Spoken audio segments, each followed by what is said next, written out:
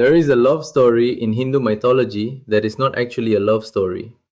It is the love story that everyone references, everyone celebrates, everyone puts on temple walls and Diwali cards and Bollywood movies.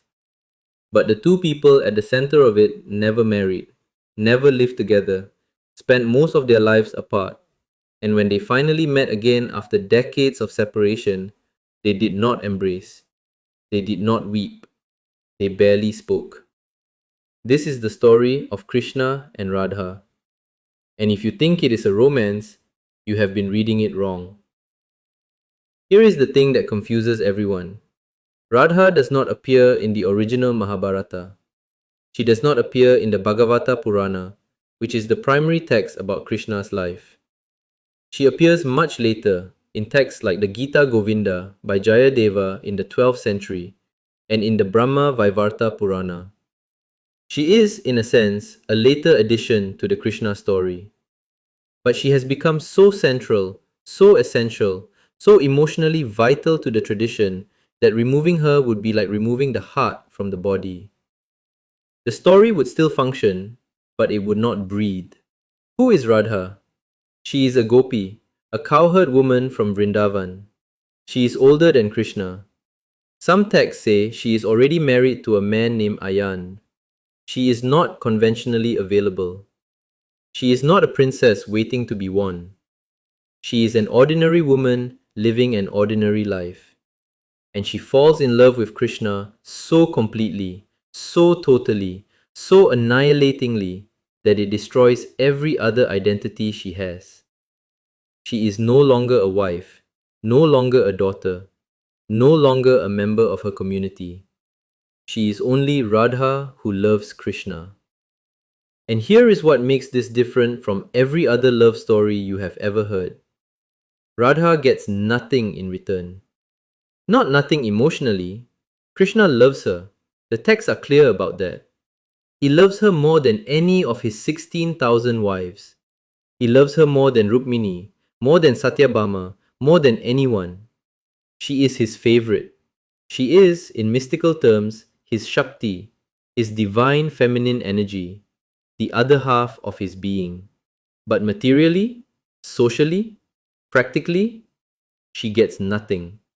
Krishna leaves Vrindavan when he is 11 years old. He goes to Mathura to kill Kamsa. Then he goes to Dwarka. He becomes a king. He marries queens. He fights wars. He gives the Bhagavad Gita. He does everything a god king does, and he never comes back for Radha. Not once. He sends a messenger, Uddhava, to Vrindavan to console the gopis. But he does not come himself.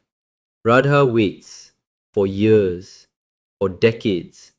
Her entire life becomes an act of waiting for someone who is not coming back. And she does not stop loving him.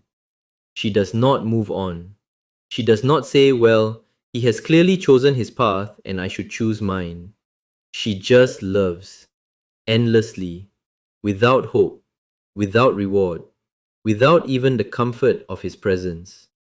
And the tradition says this is the highest form of love, higher than conjugal love, higher than parental love, higher than the love of the gopis who at least got to dance with him during the Ras Leela. Radha's love is called Parakiya Bhava, the love of the other woman.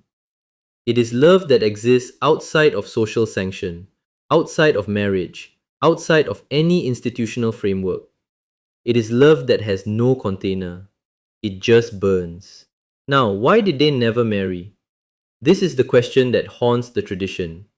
And the answers vary depending on which text you read and which school of thought you follow. The Nimbarka tradition says they were married in a secret ceremony in the forest. The Gaudiya Vaishnavas, the followers of Chaitanya Mahaprabhu, say they were never married, and that is the whole point. Because marriage would have domesticated the love. It would have turned the infinite into the finite. It would have taken the most boundless emotion in the universe and given it a legal framework, a social contract, a set of expectations and obligations. And love that has obligations is no longer purely love. It is love mixed with duty. The power of Radha's love is that it expects nothing. It demands nothing. It does not say, I gave you my heart, so you owe me your presence. It says, I gave you my heart because giving you my heart is what my heart does. Whether you are here or not is irrelevant to the giving. There is a story, possibly apocryphal, that Krishna and Radha meet one final time. They are both old. Krishna has lived an entire life of kingship and war and philosophy. Radha has lived an entire life of waiting and longing and quiet, devastating devotion. And when they see each other, there is no dramatic reunion, no running into each other's arms. Radha simply smiles. And Krishna sees in that smile the entire universe. Every text, every galaxy, every moment of creation and destruction. Because her smile contains what his Vishwarup contained. Everything. All of it. The total, undivided, unreserved offering of one consciousness to another. The mystics say that Radha is not a person. Radha is a state of being. She is the state of being so completely in love with the divine that your individual identity dissolves. When the gopis dance with Krishna, each one experiences a fraction of divine love. Radha does not experience a fraction. She experiences all of it, and it consumes her. She is the bonfire, not one of the sparks, the bonfire itself. And this is why in so many Hindu traditions, Radha's name comes before Krishna's. It is not Radha Krishna because she is more important. It is because she represents the devotee. And in the spiritual equation, the devotee's love is what activates God's grace. Without Radha, Krishna is potential. With Radha, Krishna is actual. She does not need him to complete herself. He needs her to complete the story. They never married because marriage is a human institution, and what they had was not human. It was the original love, from which all other loves are cheap, faded copies.